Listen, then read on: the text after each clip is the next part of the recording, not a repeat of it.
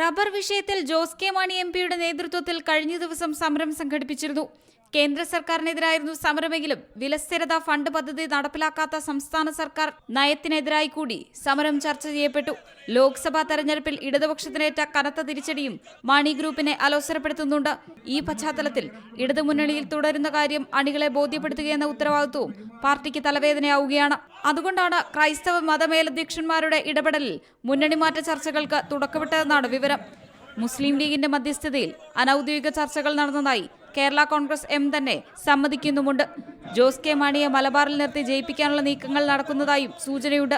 പാലാ സീറ്റിൽ പരീക്ഷണത്തിന് Jose K Mani തയ്യാറല്ലെങ്കിലും seat Kerala Congress എമ്മിന് തന്നെ വേണമെന്ന ആവശ്യമായിരിക്കും മുന്നോട്ട് വയ്ക്കുക.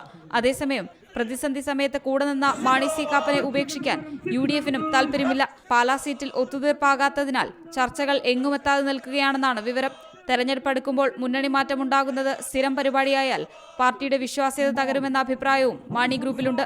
C Malayalam news, Kottayam. ഏറ്റവും പുതിയ വാർത്തകളും വിശേഷങ്ങളും വിരൽത്തുമ്പിലറിയാൻ സി മലയാളം ന്യൂസ് എല്ലാ ഡിജിറ്റൽ പ്ലാറ്റ്ഫോമുകളിലും ലഭ്യം.